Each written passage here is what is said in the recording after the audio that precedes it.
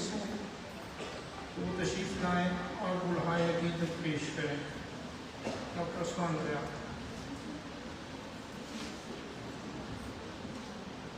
شکریہ. درود پاک پڑھ لیجیے.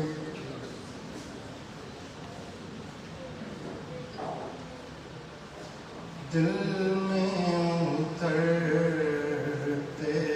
ہر حرف سے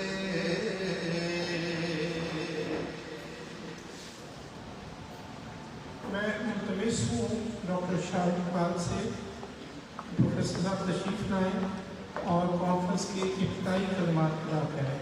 پروفیسر ڈاکٹر شاہد اقبال. الرحمن الرحیم. نحمدہ و نصلی علی رسولہ الکریم. اما بعد. معزز مہمانان گرامی، رفقائے کار، اساتذہ کرام، افسران جامعہ، نہایت ہی عزیز طلباء و طالبات،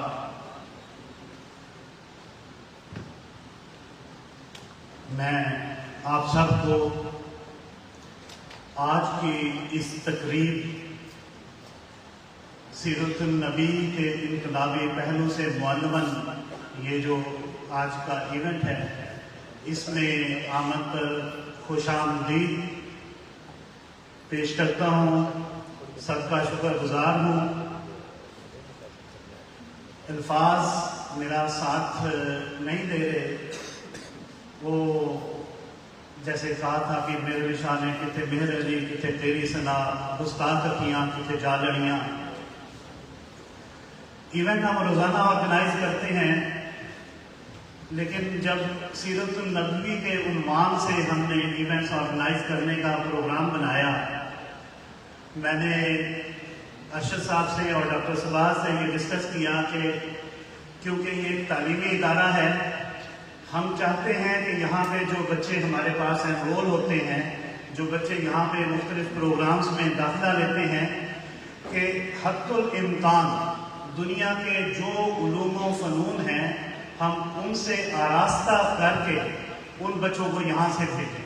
یہ میں سمجھتا ہوں کہ ہماری اس ادارے کی اخلاقی ذمہ داری ہے. اور انسان بظاہر تمام انسان ایک ہی جیسے ہیں، ہارڈ ویئر کے لحاظ سے سب کے 2 ہاتھ 2 پاؤں 2 آنکھیں اور تمام اعضاء ایک جیسے ہیں. جو فرق ہے وہ سافٹ ویئر کا ہے، وہ سوچ کا ہے، وہ فکر کا ہے. After having the look of this terrific and wondrous contribution, I weekly request to Professor Dr. Humayun Abbas to come on the stage, sir, for your remarks.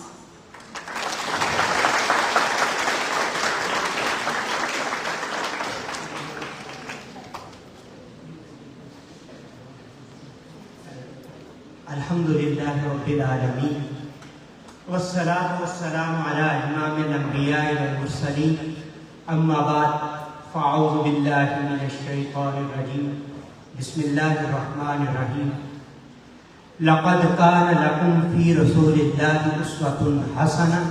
صدق اللہ العظیم. جناب پروفیسر ڈاکٹر شاہد اقبال، مہمانان ذی وقار، صاحبان علم و دانش، طلباء و طالبات، بلا شبہ نبی رحمت صلی اللہ علیہ وسلم کی زندگی کا ہر پہلو، اس کا ذکر اور اس کو اپنی زندگیوں کا حصہ بنانا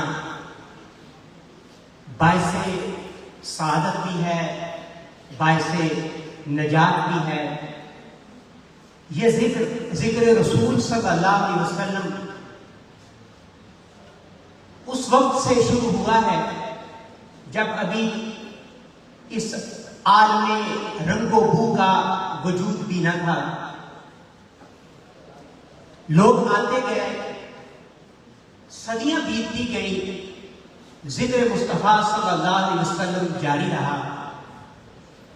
پھر زمانے نے کروٹ بدلی، وہ وقت اور لمحہ دیکھا کہ آپ کا وجود اقدس اس زمین پر موجود تھا، لوگ آپ کو دیکھتے،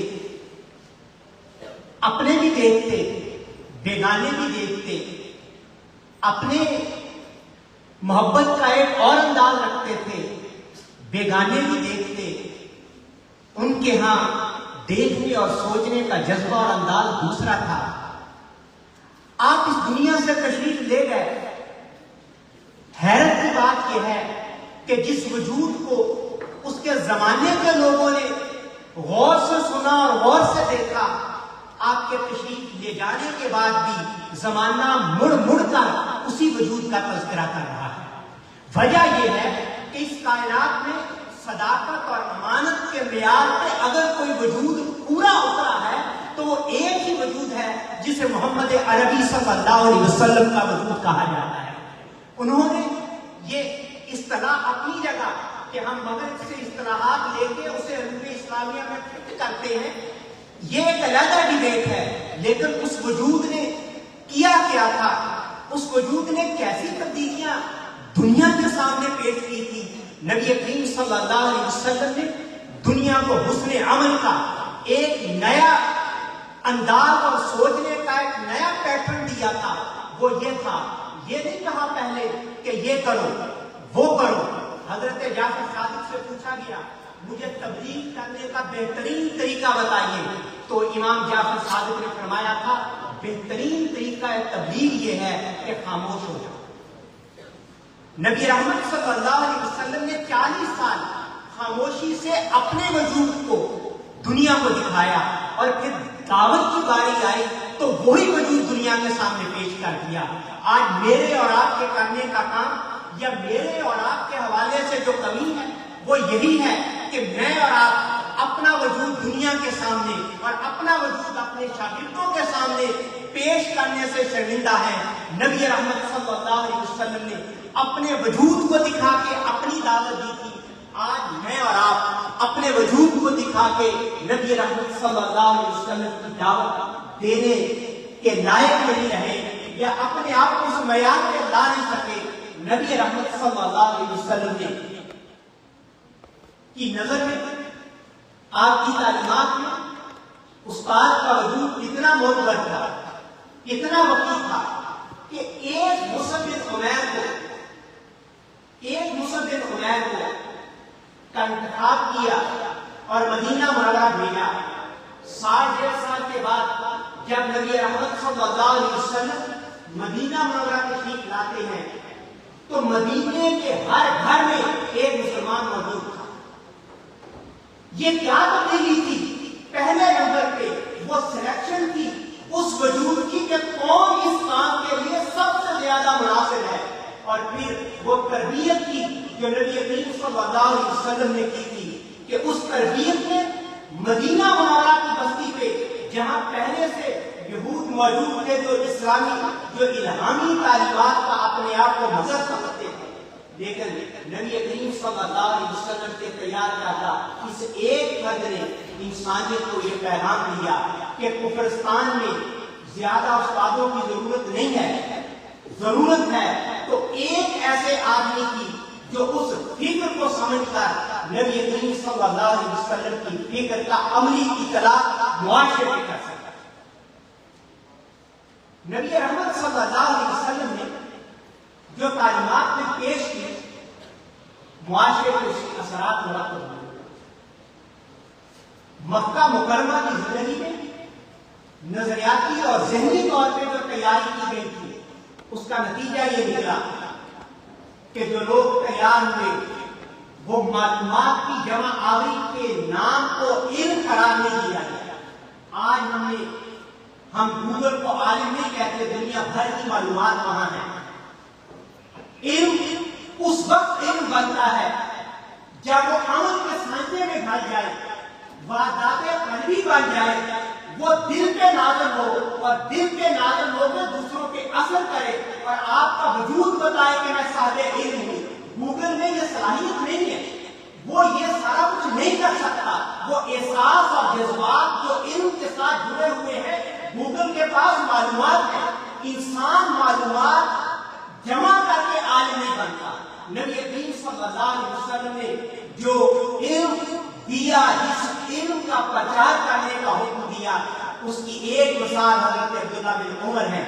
जंगल में जा रहे हैं, सहरा है, बेआबां है, एक चरवाहा बकरियां चरा रहा है। कहा आओ मेरे साथ खाना खाओ। चरवाहा कहता है मेरा रोजा है। आपने पूछा इस गर्मी की शिद्दत में रोजा? उसने कहा आखिरत का खौफ है, इस आखिरत के खौफ ने मुझे रोजा रखने पर मजबूर किया। आपने खाना खाया, फिर उसे कहा कि ये एक बकरी मुझे दे दो, अपने मालिक को कहना भेड़िया खा ले। जब उसने ये सुना तो उसने कहा कि मालिक को तो कह दूंगा भेड़िया खा गया, अल्लाह को क्या जवाब? ये वो तरबियत थी। और उसके जो अल्फाज थे, ऐन अल्लाह, ऐन अल्लाह। हज़रत अब्दुल्लाह बिन उमर कहते हैं मैंने जब इन लफ्जों को सुना तो मैं झूम उठा। ये वो तसव्वुर था तालीम का और उसका इम्पैक्ट था जो अवाम पे था।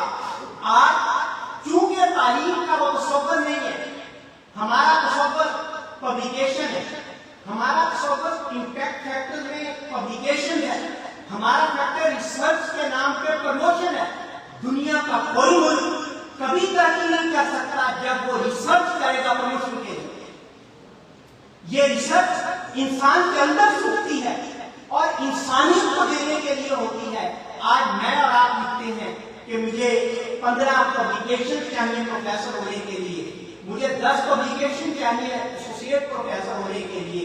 ये पब्लिकेशन कभी वो मतलूबा नताइज नहीं निकाल सकती जो आज हम रसूलुल्लाह सल्लल्लाहु अलैहि वसल्लम के नाम पे इल्म की रोशनी में हासिल करना चाहते हैं।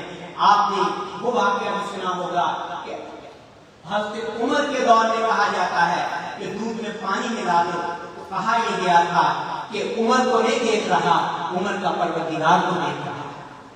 ये वो करने की चीज थी, ये वो अमली चीज थी। फिर नबी करीम सल्लल्लाहु अलैहि वसल्लम की तालीमात में उस्ताद की इस्तेदाद कार, उसकी वर्किंग कैपेसिटी को बढ़ाने के लिए इक़दाम किए गए।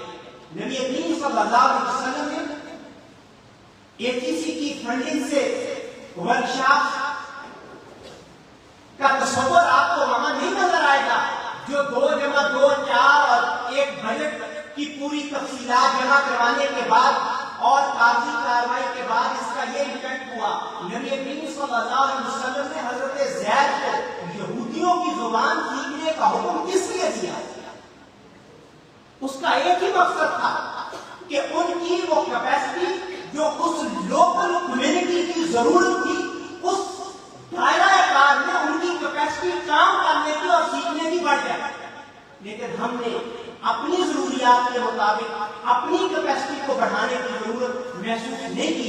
और होगा ये भी कि जब हम ऑक्सफोर्ड के सिस्टम को, उनकी जरूरियात के सिस्टम को अपने इलाके में नाफिज करने की कोशिश करेंगे तो वही अंजाम होगा हर पॉलिसी का जो हमारे यहाँ हो रहा है। नबी करीम सल्लल्लाहु अलैहि वसल्लम ने जो पैगाम दिया था और जो लाहे अमल दिया था वो खासकर तालीम और तरबियत में हम आहंगी का था। वहां तालीम जो हासिल किया है वो प्रैक्टिकली नजर आता हो। इसीलिए ऐलान नबूवत से पहले जब हजर अस्वद की नस्ब करने का मौका आया, आपने सुना पूरा वाकया। कहा यह गया था कि ये सालिक और अमीन आ गया। आज मेरे और आपके पास सब कुछ है, लेकिन सदाकत और अमानत का वो मेयार जिसको अरब के कुफार ने भी रसूलुल्लाह सल्लल्लाहु अलैहि वसल्लम के लिए तस्लीम किया था, आज वो नहीं है। मुझे अमानतदारी से इल्म हासिल करना है और दयानतदारी से अगली नस्ल को मुंतकिल करना है। मैंने अमानतदारी से हासिल नहीं किया और दयानतदारी से मुंतकिल नहीं किया। जब ये होगा तो फिर नबी करीम सल्लल्लाहु अलैहि वसल्लम जो पैगाम लेके आए थे उसको अमली तौर पे अपनाना और उसका अमली इतलाक ये मुमकिन नहीं होगा। नबी करीम सल्लल्लाहु अलैहि वसल्लम की तालीमात, नबी करीम सल्लल्लाहु अलैहि वसल्लम का तसव्वुर इल्म वो आज की इल्मी इस्तिलाहात के दायरे में समोया नहीं जा सकता। اس سے بہت آگے کی چیز ہے، لیکن ہمارے لیے قابل عمل ہے اور رہتی دنیا تک وہ قابل عمل ہے۔ آئیے ہم نبی کریم صلی اللہ علیہ وسلم، ہمارے ہاں جو کمی ہے وہ یہی ہے، آج سے 15-20 سال پہلے میری اور آپ کی نانی اور دادیوں نے جو علم سکھایا تھا وہ بخاری اور قرآن کے ترجمے پڑھ کے نہیں سکھایا تھا، ان کے ہاں عمل کا جو ذوق تھا وہ پختہ تھا، اور ہمارے ہاں معلومات آنے کے بعد جو عمل کا ذوق ہوا ہے وہ کمزور تر ہوا ہے۔ کسی عملی ذوق کو پختہ کرنے کے لیے نبی کریم صلی اللہ علیہ وسلم کی تعلیمات کے پورے سیٹ اپ کو، آپ کی زندگی کے کسی ایک پہلو کو نہیں، سیرت النبی کے کسی ایک جز کو نہیں، پوری سیرت النبی صلی اللہ علیہ وسلم کو اپنے سامنے رکھ کے اپنے لیے لائے عمل بنانا ہوگا۔ اللہ کریم ہمیں ایک اچھا استاد اور ایک اچھا طالب علم بننے کی توفیق عطا فرمائے۔ وآخر دعوانا الحمدللہ رب العالمین والصلاة والسلام علی امام الانبیاء والمرسلین۔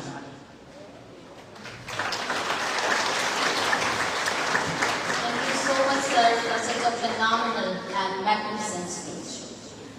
کسی کا احسان کیوں منائیں، کسی کو حالات کیوں بتائیں، تم ہی سے مانگے تم ہی دو گے، تمہارے در سے ہی لو لگو گے۔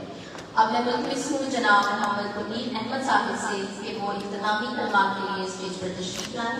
آپ سابق چیف مینیجر ہیں اسٹیٹ بینک آف پاکستان کے، بھرپور تعلیم سے استقبال کیجیے محمد منیر احمد صاحب۔ بسم اللہ الرحمن الرحیم۔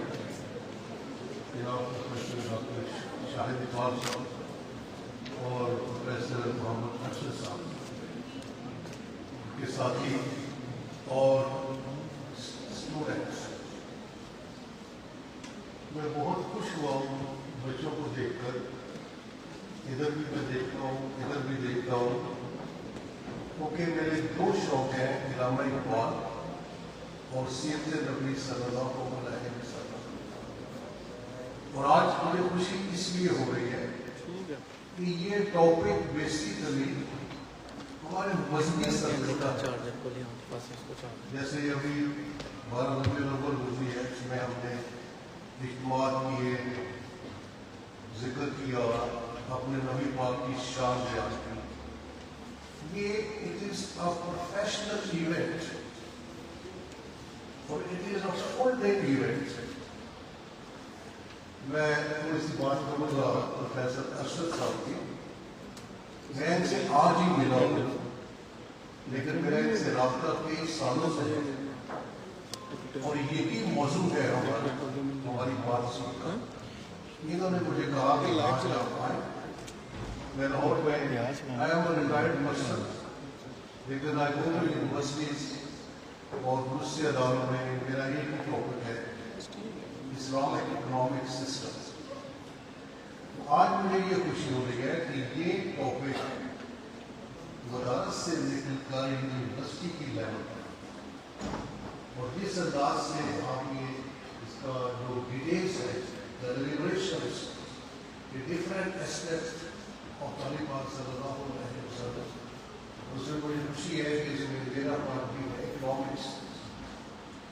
تو میں آپ سب، میں خاص طور پر صاحب اور ان کے ساتھی، اور پھر میں زیادہ ذکر کروں گا ارشد صاحب کا، کیونکہ میں چیف مینیجر رہا ہوں، میں نے یہ بڑے فنکشنز کیے ہیں اور مجھے پتہ ہے کہ یہ یہاں آ کے میں 5 منٹ